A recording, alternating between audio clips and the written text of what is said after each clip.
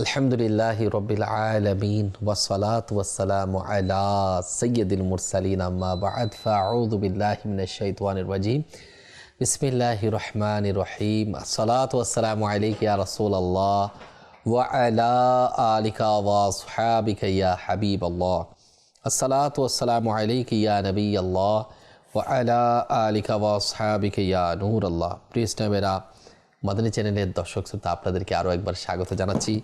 মাদানী চ্যানেলের ধারাবাহিক অনুষ্ঠান অনন্য ব্যক্তিত্ব, এই অনুষ্ঠানের মাধ্যমে আমরা এমন এমন ওলি আল্লাহ, বুজুর্গ, নেক বান্দাদের ঘটনা আমরা শুনি, যাদের অসাধারণ ব্যক্তিত্বের, যাদের এমন গুণ কীর্তন, যাদের এমন বৈশিষ্ট্য, যাদের এমন কিছু তাদের জীবনের মধ্যে করে গিয়েছেন, যেটার কারণে আল্লাহ তাআলা তাদের উপর রাজি, খুশি এবং সুবহানাল্লাহ। সে অনন্য ব্যক্তিত্বের আমাদের জন্য শিক্ষণীয় মাদানী পুষ্প দ্বারা হয়ে আমাদের নিকট পৌঁছায়। শুরুতে রাসূল পাক সাল্লাল্লাহু আলাইহি ওয়াসাল্লামের উপর দরুদ শরীফ পাঠ করার ফজিলত শুনবে। এরপর ইনশাআল্লাহ তাআলা এমন এক মহান ওলি কামিল, বুজুর্গ, বড় পণ্ডিত এবং সুবহানাল্লাহ, যার লেখনী বিশেষ করে যারা আত্মশুদ্ধির জন্য, যিনি আমাদের জন্য অত্যন্ত সুন্দর যিনি উপহার দিয়েছেন, সে বুজুর্গের সম্পর্কে ইনশাআল্লাহ তাআলা আমরা জানব। শুরুতে দরুদ শরীফ পাঠ করার ফজিলত আমরা শ্রবণ করি। নবী করিম সাল্লাল্লাহু আলাইহি ওয়াসাল্লাম ইরশাদ করেন, যদি কোনো সমাজের লোকেরা এমন কোনো বৈঠকে অংশগ্রহণ করে যেখানে তারা আল্লাহ তাআলার জিকির এবং তাদের নবী সাল্লাল্লাহু আলাইহি ওয়াসাল্লামের উপর দরুদ শরীফ পড়ে না, তবে কিয়ামতের দিন ওই বৈঠক তাদের জন্য আক্ষেপের কারণ হবে। এজন্য যদি আল্লাহ চান তবে তাদেরকে শাস্তি দিবেন, আর নয় আল্লাহ পাক তাদেরকে ক্ষমা করে দিবেন, যেটা তিরমিজি শরীফের মধ্যে আসছে। তো আমি আপনাদেরকে রিকোয়েস্ট করব, আমরা চলতে ফিরতে, উঠতে বসতে আমাদের অনেক বৈঠক আমাদের সম্পাদিত হয়, অনেক বৈঠক আমাদের হয়, কিন্তু প্রতিটা বৈঠকের মধ্যে আমরা কি রাসূল পাক সাল্লাল্লাহু আলাইহি ওয়াসাল্লামের অনুসরণ আমরা করি কিনা? দরুদে পাক পড়ার মধ্যে আমাদের বৈঠকটা সজ্জিত হয় কিনা? হলে তো মারহাবা, আর যদি না হয় আমাদের উচিত আমরা নিয়ত করতে পারি রাসূল পাক সাল্লাল্লাহু আলাইহি ওয়াসাল্লামের উপর দরুদ শরীফ পাঠ করার মাধ্যমে যাতে আমরা আমাদের সময়গুলো অতিবাহিত করি, বিশেষ করে বৈঠকগুলা, মজলিসগুলা যাতে আক্ষেপের কারণ হতে না হয়। সাল্লু আলাল হাবিব সাল্লাল্লাহু তাআলা আলা মুহাম্মদ সাল্লাল্লাহু আলাইহি ওয়াসাল্লাম। প্রিয় ইসলামের মাদানী চ্যানেলের দর্শক শ্রোতা, জ্ঞান অন্বেষণের যে আগ্রহ, জ্ঞান অন্বেষণের যে চিন্তা ভাবনা, এলমে দিন হাসিল করা, আল্লাহ পাকের মারিফত লাভ করা, এগুলা বুজুর্গানে দিনগণ আমাদেরকে যে জিনিসগুলো আমাদেরকে দিয়ে গিয়েছেন, সুবহানাল্লাহ, এনাদের জিন্দেগি যদি আমরা দেখি আমাদের জীবন পাল্টে যাবে। সুন্দর, চমৎকার, সুবহানাল্লাহ, সুন্দর পুষ্প দ্বারা প্রস্ফুটিত হবে ইনশাআল্লাহ। ইমাম মুহাম্মদ বিন মুহাম্মদ গাজ্জালি রাহমাতুল্লাহ আলাইহি এর বয়স 15 বছর ছিল। তখন ইনার বাবা দুনিয়া থেকে বিদায় নেন, অর্থাৎ ইন্তেকাল করেন। ঘরের আর্থিক অবস্থা খুবই খারাপ। এতটা সত্ত্বেও ইমাম গাজ্জালি রাহমাতুল্লাহ আলাইহি মাদ্রাসার প্রতি মনোনিবেশ করেন, মনটা লাগাই দ্বীন ইসলামের শিকার জন্য। দ্বীন এলম শিখায় মগ্ন হন। প্রাইমারি তিনি নিজ এলাকা তুসে তার বাবার বন্ধু ইমাম আহমদ বিন মুহাম্মদ রাজ্জাকানি রাহমাতুল্লাহ আলাইহির কাছ থেকে অর্জন করেন প্রাইমারি শিক্ষাটা। এরপর জুরজানের তশরিফ নিয়ে যান, একটা এলাকা, সেখানে ইমাম আবু নসর ইসমাইল রাহমাতুল্লাহ আলাইহির কাছে এলম অর্জন করেন। অতঃপর নিশাপুরে তশরিফ নিয়ে আনেন এবং কয়েক বছর ইমামুল হারামাইন ইমাম জুআইনি রাহমাতুল্লাহ আলাইহির কাছ থেকে এলম অর্জন করেন। তাহলে দেখুন, একজন মানুষের বাবা মারা যাওয়া, আর্থিক সংকট মুহূর্তে আল্লাহ পাকের রসুলের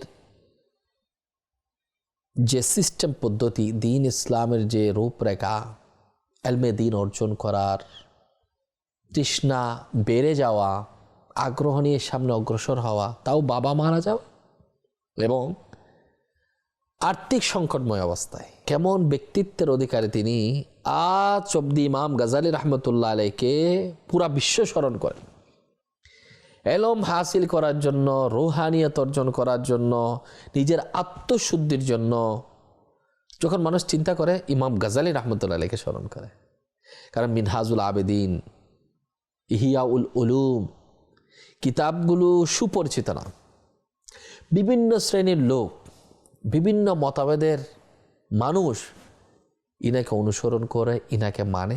এনার অভ্যাস ছিল, তিনি উস্তাদের কাছ থেকে যা শিখতেন তা লিখে নোট আকারে সংরক্ষণ করে লিখে রাখতেন।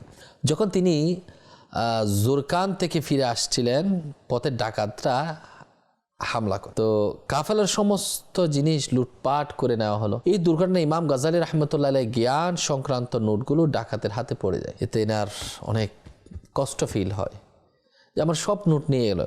সুতরাং তিনি ডাকাতের সর্দারের কাছে গিয়ে আল্লাহর দরবারে হাজির হবার দৃশ্য স্মরণ করে দিয়ে বলেন, আমি শুধু এতটুকু চাই যে আমার নোটগুলো ফিরিয়ে দাও। মানুষের মাল সামান এটা ওটা সব তো লুটতরাজ করেছে, আমি আমার নোটগুলো একটু ফিরে পাইতে চাই। এতে তোমাদের কোনো উপকারের জিনিস নেই, এই নোটগুলো দিয়ে তোমরা কি করবো, তোমরা এগুলো বুঝবাই না। এতে ডাকাতের যে সর্দার, সে হাসলো এবং ব্যঙ্গাত্মক স্বরে বলল, তুমি এলম বিষয়ে কিভাবে পারদর্শী হতে পারো, অথচ এই নোটগুলো কেড়ে নেওয়ার পর তুমি তো একেবারে ফাঁকা হয়ে গিয়েছো। এই বাক্যটি ইমাম গাজালি রহমতুল্লাহ আলাইহির হৃদয়ে গভীরভাবে প্রভাব ফেলল। তিনি বললেন, আমি বুঝে গিয়েছিলাম যে এই কথা ডাকাত সর্দার নিজ থেকে বলে নাই, বরঞ্চ আমার পথ প্রদর্শনের জন্য আল্লাহ পাক তার মুখ দিয়ে সেটা বলিয়েছেন।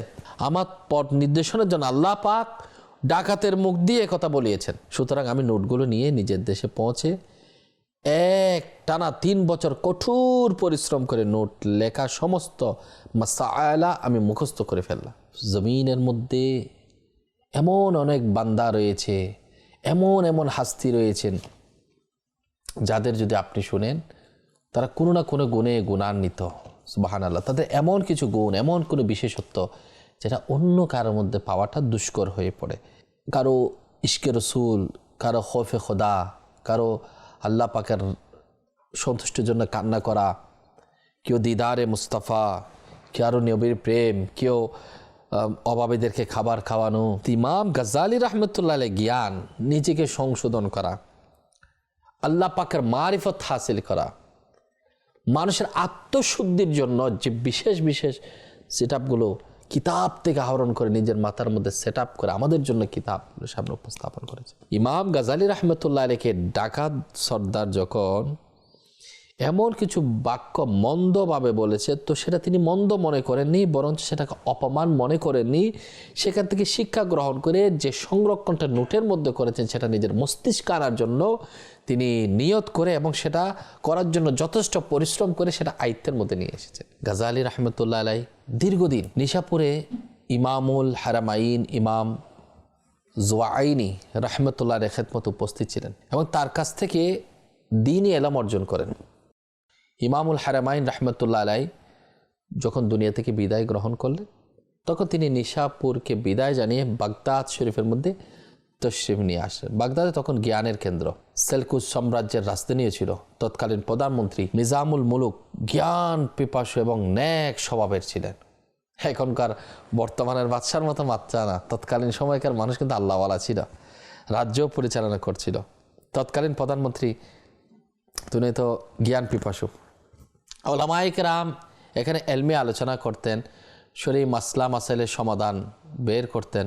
মাসালা নিয়ে ওলামায়ে কেরামের মধ্যে মতভেদ হলে সত্যকে স্পষ্ট করার জন্য মার্জিতভাবে মুনাজারা অর্থাৎ বিতর্কের ব্যবস্থা করা হতো। ইমাম গাজালি রহমতুল্লাহ তখন শাহী দরবারে তশরিফ নিয়ে যেতেন। তখন প্রধানমন্ত্রীর উপস্থিতিতে অনেক ওলামায়ে কেরামের সাথে তার এলমি আলোচনা হতো। প্রধানমন্ত্রী তার জ্ঞানের উৎকর্ষতা দেখে খুবই খুশি হলেন। সুতরাং প্রধানমন্ত্রী ইমাম গাজালি রহমতুল্লাহ আলাইহিকে বাগদাদের বিখ্যাত ইসলামী বিশ্ববিদ্যালয় জামিয়া নিজামিয়ার উপাচার্য পদ এর মধ্যে পদ প্রদান করলেন। তখন ইমাম গাজালি রহমতুল্লাহ আলাইহির এজ বয়স মাত্র 34, মাত্র 34 বছর। 4 বছর পর্যন্ত ইমাম গাজালি রহমতুল্লাহ জামিয়া নিজামিয়া দরস এবং তদরিস অর্থাৎ শিক্ষাদান করলেন। ততদিনে তার এলমি শান ও শওকতের আলোচনা দূর দূরান্ত পর্যন্ত ছড়িয়ে পড়ল। দেশের বড় বড় ওলামা ইকরাম, মন্ত্রী, মিনিস্টার, উপদেষ্টা তার দরজে উপস্থিত হতেন এবং এলমে দ্বীনের পিপাসা তারা নিবারণ করতেন, জানার আগ্রহ। এবারে চিন্তা করুন, যে মানুষটার 15 বছর বয়সে বাবা মারা গেল, আর্থিক সংকট, এগুলো সব মোকাবেলা করে এতদূর পর্যন্ত আসা। ইমাম গাজালি রহমতুল্লাহ আলাইহির সমপরিমাণ আমরা হতে পারবো না, কিন্তু ইনি তো আল্লাহ পাকের মারিফত হাসিল করেছেন, অতদূর পর্যন্ত যাওয়া হয়তো আমাদের সম্ভব হবে না, কিন্তু আল্লাহ তাআলা প্রত্যেক মুসলমানের জন্য এলমে দ্বীন হাসিল করাটা ফরজ করে দেওয়া হয়েছে। আপনি ডাক্তার হবেন, হন। ইবনে সিনা, ইনি তো ইসলামী পণ্ডিত ছিলেন। চিকিৎসা শাস্ত্রের জনককে ইবনে সিনা। চিকিৎসা বিজ্ঞান বলেন, রাষ্ট্রবিজ্ঞান বলেন, মেডিকেল সায়েন্স ইত্যাদি ইত্যাদি, প্রতিটা সেক্টরে দেখবেন ইসলামী যারা বড় বড় দার্শনিক, ইনাদের অবদান রয়েছে। এরা তো আল্লাহওয়ালা ছিল, তারা এলমে দ্বীন হাসিল করে নাই। আপনি ডাক্তার হবেন, ওয়েল। উকিল হবেন, ওয়েল। ব্যারিস্টার হবেন, ওয়েল। ব্যবসায়ী হবেন, ভালো, বড় চাকরি করবেন, কোনো সমস্যা নেই। যেটা হালাল রুজি আপনি করেন, দুনিয়াবি শিক্ষা অর্জন করেন, মানা নেই। তবে হ্যাঁ, যেটা আল্লাহ তাআলা ফরজ করেছেন, যেটা আমাদের জন্য বাধ্যবাধকতা একেবারে করতে হবে, দ্বীনের জ্ঞান অর্জন করতে হবে, সে দ্বীনের জ্ঞান কেন আমরা অর্জন করছি না? কোরআনে পাকের তালিম আমরা কি হাসিল করছি? আল্লাহ পাকে জিকির করছে, সেখানে ভুল। নামাজ পড়ছে, সেখানে ভুল। তেলাওয়াত করছে, সেখানে ভুল। বিবাহ করছে, বিবাহের মাসলা জানে না। সন্তান লালন পালনের মাসলা জানে না। ব্যবসা করছে, ব্যবসার মাসলা জানে না। আরে ভাই, করবোটা কি? আমরা একদিন মরতে হবে, দুনিয়াবি সব আমাদেরকে সামলাতে হবে, কিন্তু এই সামলাতে গিয়ে আমরা সিস্টেম, পদ্ধতি, পলিসি যেটা রাসূল পাক সাল্লাল্লাহু আলাইহি ওয়াসাল্লাম আমাদেরকে দিয়েছে, সেটা আমাদেরকে গ্রহণ করতে হবে। যেটা আমাদেরকে বারণ করা হয়েছে, যেখানে হারাম আসার সম্ভাবনা রয়েছে, যেটা আমার আখিরাতের ব্যাপারে আমার কষ্টসাধ্য হতে পারে আমার জন্য, টিকে থাকা। তো এগুলো সতর্কমূলক জিনিসগুলো, সেন্সিটিভ বিষয়গুলো আমাদেরকে চিন্তা ভাবনা করে সামনে দেখে আস্তে আস্তে আস্তে আস্তে ভালো দিকে অগ্রসর হতে হবে। আল্লাহ পাক ইমাম গাজালি রহমতুল্লাহ আলাইহির উপর অনেক বড় অনুগ্রহ আল্লাহ পাক করেছেন। শুরু থেকে এলমে দ্বীনের প্রতি আগ্রহ, সত্য অনুসন্ধানের আকাঙ্ক্ষা এবং আল্লাহর নৈকট্য লাভের প্রেরণা দান করেছেন।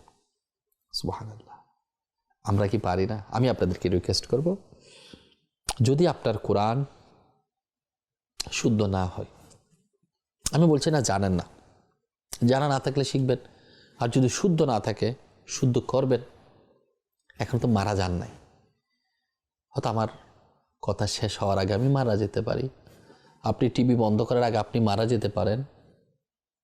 এর আগে আপনি কি আল্লাহ পাকের সন্তুষ্টির জন্য আল্লাহ পাকের পাক কালাম তো শিখুন। এই ইমানদারগণ, আল্লাহ পাক বিভিন্ন জায়গার মধ্যে আয়াতে মোবারকের মধ্যে ইমানদারদের জন্য সাথে মোবারক, আমি ইমানদার, আমার জন্য আমার রব কি মেসেজ পাঠিয়েছে, কি বার্তা পাঠিয়েছেন। নামাজ মুমিনের মেরাজ, আমি সে নামাজটা শুদ্ধভাবে আদায় করছি কিনা। নামাজ বেহেশতের চাবি, আমার সব সাম্রাজ্য, জান্নাতের নিয়ামত আমার জন্য রেখেছেন। গেটের দরজার চাবি নাই, কিভাবে খুলবেন আপনি? কিভাবে আপনি প্রবেশ করবেন? দুনিয়াতে এগুলো হাসিল করতে হবে, সঠিকভাবে শিখতে হবে এবং সে মোতাবেক আমল করতে হবে। দাওয়াত ইসলামী আমাদেরকে সুযোগটা করে দিচ্ছে। ইমাম গাজালির ফয়জান দাওয়াত ইসলামী, আলা হযরতের ফয়জান দাওয়াত ইসলামীতে আপনি যদি না জানেন, অনলাইন একাডেমিতে আপনি যোগাযোগ করে অনলাইনে দাওয়াত ইসলামীর মাধ্যমে কোরআন শিখতে পারবেন। মাদ্রাসাতুল মদিনা প্রাপ্তবয়স্কদের, ওখানে গিয়ে আপনি মসজিদে বসে হুজুরের কাছ থেকে আপনি শিখতে পারবেন। আপনার আগ্রহটা মেন, বাকিটা আমরা দেখছি। আপনি চাচ্ছেন না আমার সন্তান এলমে দ্বীন হাসিল করুক, জ্ঞান অর্জন করুন, একটু সময় দিক, তো আপনার জন্য সেন্টরের জন্য 63 দিনের তরবিয়তি কোর্স, 7 দিনের নামাজ কোর্স ইত্যাদি আলহামদুলিল্লাহ সেট আপ রয়েছে। আমাদেরকে সেগুলোর জন্য অগ্রসর হতে হবে। ইমাম গাজালি রহমতুল্লাহ আলাইহি অনেক বড় পাণ্ডিত্য অর্জন করেছেন। এরপর ইনি এমন কিছু করেছেন, আজকে আমি আপনাদেরকে বলতে যাব, আমাদের জন্য যারা বেশি জ্ঞানী, যারা বড় পণ্ডিত, যারা বেশি ইবাদতকারী, যারা বেশি পরহেজগারিতা অবলম্বন করে, যাদের মান সম্মান স্ট্যাটাস অনেক ঊর্ধ্বে চলে গিয়েছে, তাদের জন্য আজকের নসিহত, এবং যারা সাধারণ মানুষ তাদের জন্য শিক্ষা। ইমাম গাজালি এমন একটা জায়গা থেকে বড় পজিশন, পুরা পাণ্ডিত্য অর্জন করার পর যে ইমাম গাজ্জালী রাহমাতুল্লাহ আলাইহির পুরা সুনাম চারিদিকে ছড়িয়ে গিয়েছে, বিশাল জ্ঞানের স্তর তিনি অর্জন করার সৌভাগ্য তিনি অর্জন করেন, কিন্তু হৃদয় অস্থির ছিল। তিনি আরো বইপত্র অধ্যয়ন শুরু করেন, এলম অর্জন করার পর তাসাউফের দিকে আসছেন, তার মন দুনিয়া থেকে বিমুখ হয়ে যায়। তারপর তিনি বুঝতে পারেন যে আল্লাহর নৈকট্য পদমর্যাদা ও খ্যাতিতে নয়, বরঞ্চ দুনিয়া থেকে মুখ ফিরিয়ে হৃদয়ের সংশোধনের মধ্যে নিহিত রয়েছে। সুতরাং তিনি শান, শওকত, মান, মর্যাদা, উচ্চ পদ, খ্যাতি, গ্রহণযোগ্যতা সব কিছু তিনি কুরবান দিয়ে, সব কিছু তিনি ছেড়ে দিয়ে সুফিদের পোশাক পরিধান করেন এবং মুজাহাদার জন্য সিরিয়ার দিকে রওনা হয়ে যান। এত বড় দরজার আলিম হওয়ার পর, এত বড় পণ্ডিত্য অর্জন করার পর, ইমাম গাজ্জালী সুনাম চারিদিকে ছড়িয়ে দেওয়ার পর তিনি শান, শওকত, মান, মর্যাদা, উচ্চ পদ, খ্যাতি, গ্রহণযোগ্যতা সব ছেড়ে দিয়ে সুফিদের পোশাক, কারণ আল্লাহর মারিফত হাসিল করতে হবে। সুবহানাল্লাহ।